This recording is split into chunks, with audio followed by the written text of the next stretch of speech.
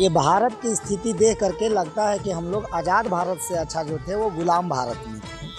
मतलब इतना दहशत फैला करके रखा है। आपको लगता है कि ये जो है हमारी देश की ये पुलिस है, हमारी देश का प्रशासनिक व्यवस्था है। इतना खराब स्तर है कि अंग्रेज़ लोग जो था वो अंग्रेज़ लोग के समय में लोग जब आमरण अनशन करते थे तो अंग्रेज़ लोग जो था उनका बात मान लेता था, लेकिन भारत के ही पुलिस आज़ाद भारत के लोगों का बात नहीं मान रहा है। आपको पता होगा कि जब हमारा देश के आज़ादी मिला था तो आज़ादी मिलने के बाद भाषाई आधार पर इंडिया को जो थे वो बांटना चाहते थे। आंध्र प्रदेश के उस समय का जो एक नेता थे जिनका नाम था श्री रामुलु नामक व्यक्ति। श्री रामुलु लगभग 58 दिन तक भूखे रहे थे पंडित जवाहरलाल नेहरू के समय में। उसके बाद उनका जो था वो डेथ हो गया। पंडित जवाहरलाल नेहरू का सरकार उनके चलते पूरा हिल गया और सुप्रीम कोर्ट वो चले गए। सुप्रीम कोर्ट पूरा तरह से ये डिक्लेरेशन दे दिया कि आपको क्या करना होगा कि भाषाई आधार पर पूरा भारत में राज्यों को बंटवारा कर दीजिए।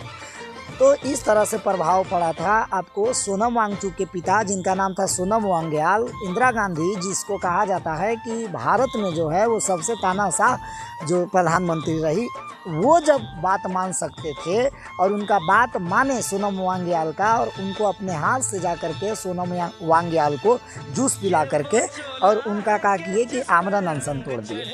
बीजेपी का सरकार, जब से बीजेपी का सरकार आया है एक से एक आपको घटना देखने के लिए मिलेगा।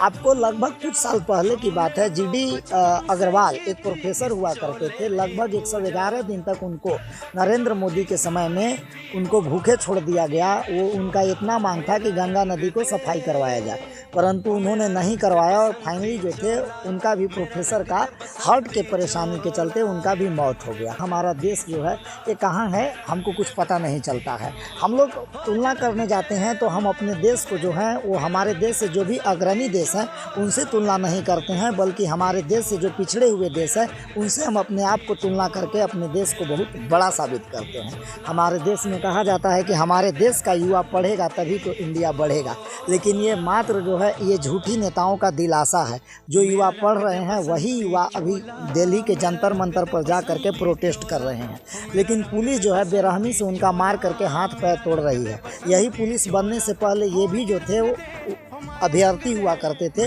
लेकिन एक बार यदि इनको सरकारी नौकरी मिल जाए तो ये किसी का दुख दर्द नहीं समझते हैं। बहुत कठिनाई से हमारा देश गुजर रहा है। यदि यही स्थिति हमारा देश का रहा तो आने वाला समय में जो है कि नेपाल में जिस तरह से हत्याकांड हुआ था उसी तरह से लगता है कि हमारा देश में भी उपद्रव मच चुका है। देश के कोने कोने में हर जगह पे परेशानियां जो है एकदम विकट हो चुका है और सरकार जो है अपना कान में जो है पूरा तरह से तेल डाल करके चुप्पी साधे हुए है।